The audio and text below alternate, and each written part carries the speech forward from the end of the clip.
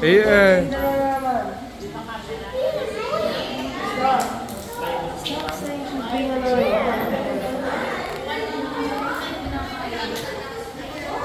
yan yung balat.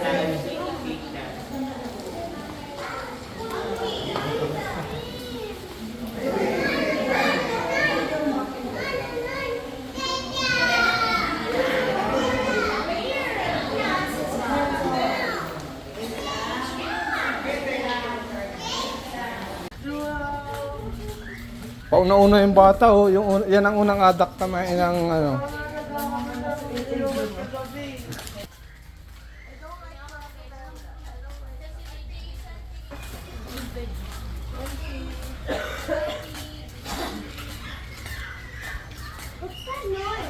Crocodile. Oh. Yung From crocodiles po kasi, we have other wildlife po dito. oh. Okay, so everyone, again po for your safety, inside of this area, please hands off. Turn off your flash if you want to take picture. And please, keep quiet. Huwag lang pong masyadong maingay sa loob po ng area po na to. Okay? Yung kamay mo, hands off, ha? Alright, so pasok na po kayo sa loob. Wow! Nothing there. Nothing. Oh! Wow.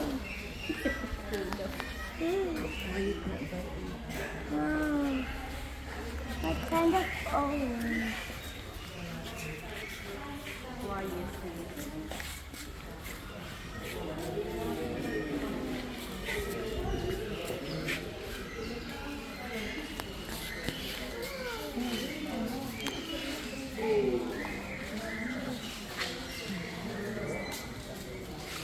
Ano eh? Ay, ayun oo nga. Ang dami, oh.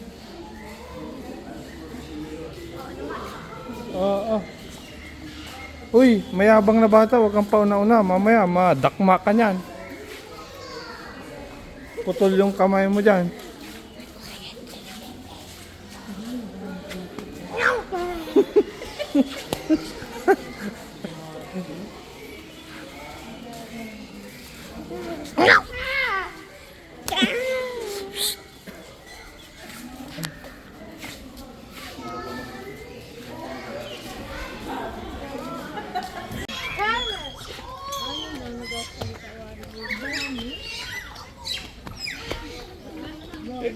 Careful ha, baka malaglag ka dyan. Ang laki. Grabe. Alright, so everyone, so welcome to the pens of the big crocodile. So again po, reminder, please take all the things that to fall inside the pens. Especially your phones, ingatan po yan na hindi po Malaki malaglag ito, kay oh. crocodile. Alright, so everyone, so first crocodile po on your right side, siya po ay si Aklan. Isa po siyang lalaking saltwater crocodile na nasa 16 to 7 years old at we have na 16 feet. 60 to And 70 that crocodile po, galing po yan ng Aklan. Dinonate po dito sa Palawan noong 1989. Ang tagal na pala niya.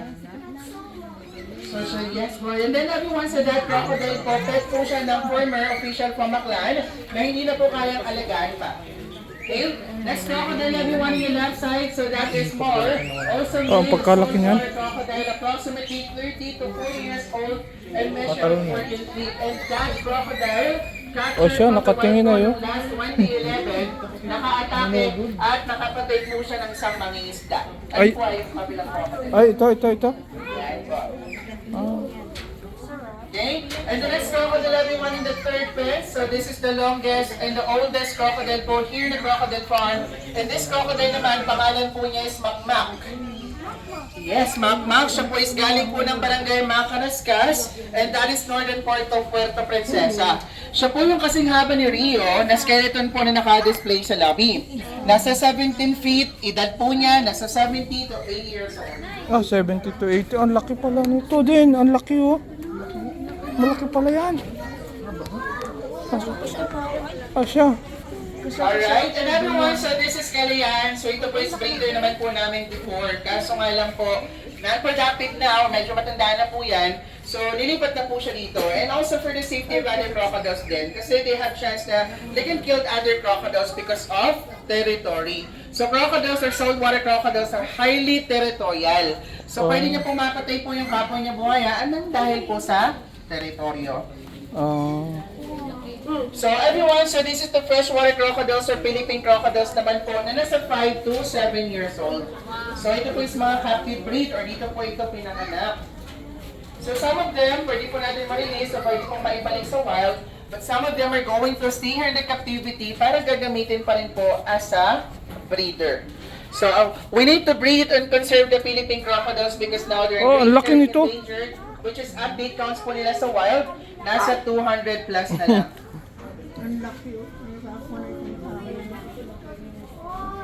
Ay, nakanganga oh. Yan ay ano? Ano gutom? Hindi, nainitan.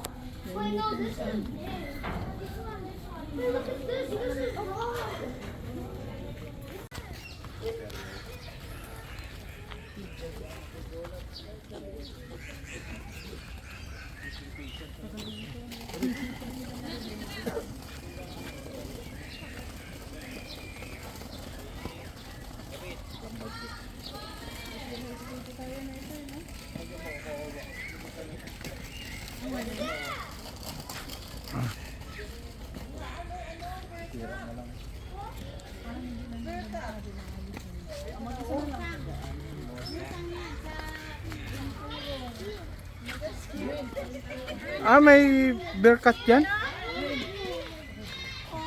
Kala ko natingnan ko dito yung bahay ng Nuno. Ayun. Ano tawagin yan? Ewan ko. Ayan.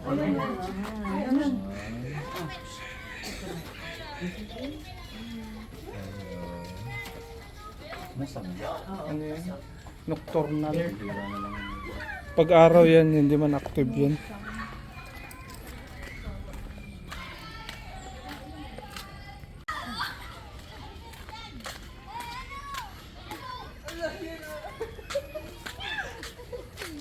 Anong nandyan? Porcupine. Yung may tinik-tinik. Nasaan? Ay, nasaan? Nakatago. Nasaan? Ayun, nakatago. Nasaan? Ayun. Wala man, laman. Manlaman daw, puro sabaw yan.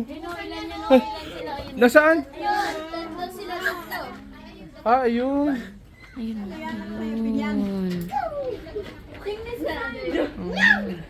Ayun pa, oh, meron pa dun, oh. Nakatago.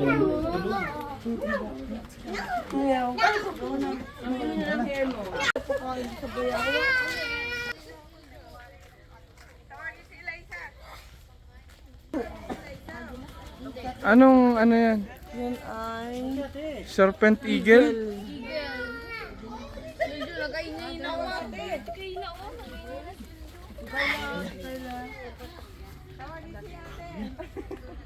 Serpent eagle. sila makahan.